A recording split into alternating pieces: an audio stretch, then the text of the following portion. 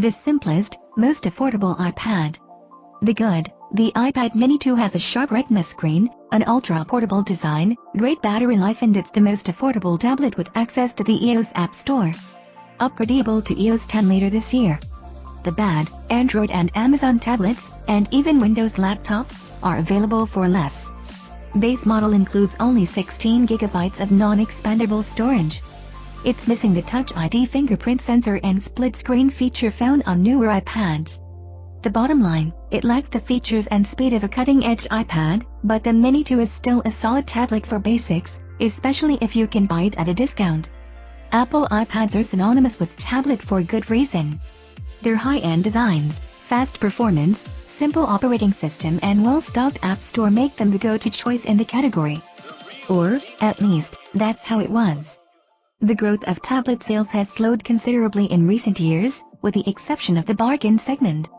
Small 8-inch Android models like the Lenovo Yoga Tab 3 and Samsung Galaxy Tab A can be had for as little as $170, £129 or 279 Australian dollars, and Amazon has cornered the budget market with its selection of good enough Fire tablets that start at prices as low as $50 or £50. Amazon doesn't typically sell hardware in Australia, but the US price converts to about $70 Australian dollars. Apple, of course, is all about premium, high-end products. But the company's answer to bargain shoppers is to keep some of its older products in the line at discounted prices, 2014's iPad Air 2 and 2013's iPad Mini 2. The latter model remains the oldest one in the current line, but, with prices starting at $269, £219 and 369 Australian dollars, also the most affordable. Despite its age, the iPad Mini 2 still has a lot to offer for buyers who don't need the latest and greatest model. A Surface-like tablet with a grab bag of add-ons. The good, Lenovo ThinkPad X1 tablet offers modular add-on options, and has a sharp display and a great keyboard. The bad, the Intel Core M3 base model is not the fastest machine around, and adding faster parts and optional modules can get expensive. There's no slot or magnetic anchor for the optional stylus. The bottom line, the Lenovo ThinkPad X1 tablet isn't as slick as some other Windows tablets, but its modular add-ons give it a cool built-to-order feel. Lenovo's ThinkPad brand is best known for professional-grade laptops, but it also includes hybrids and even tablets. The latest is the high-end ThinkPad X1 tablet, which stands out by offering not only a standard keyboard cover, but also a series of modular add-ons, some available now, some coming later, making this potentially a very flexible system. The X1 tablet starts at $1,029 in the US, which gets you an Intel Core M3 processor and the keyboard cover. Similar configurations start at £1,049 in the UK and $1,899 Australian dollars in Australia. Upgrades are available for the processor, storage and other components, and you can also swap Windows 10 for Windows 10 Pro.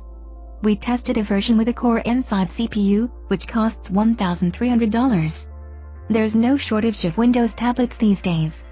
The Huawei MateBook comes to mind, as do the Surface Pro 4 and even Lenovo's hybrid Yoga line. And while ThinkPads have always been geared toward enterprise or business users, many recent ThinkPads are sharp-looking enough to appeal to consumers as well. The Core M processor means the device can go fanless, and while the Core M3 is not as powerful as a Core i3/5/7 CPUs in mainstream laptops and tablets, it still performs well enough for most mainstream tasks. For storage, the base model has only a 128GB SSD, although a micro SD card slot is there for expansion. If you want a device that will have people stopping and staring when you take it out in public, this is not that device. It's built more for productivity and completing tasks than looking good and garnering attention. The design is almost industrial, in matte black with sharp angles rather than smooth curves. Like the Surface series from Microsoft, the X1 tablet has a kickstand. However, the Lenovo version is hinged on the bottom, and opens into an L shape, where most other tablet kickstands are hinged mid-body. This makes the X1 tablet feel more like a traditional laptop, plus it makes it easier to use on your lap. Those who don't like having only USB-C ports and who don't want to carry around dongles will be happy with the port setup. The X1 does charge through its USB-C port, but it also has a regular USB port, display port, headphone jack and micro SD card slot. It is pretty nice to have a regular USB port in a sea of devices that are opting for just USB-C.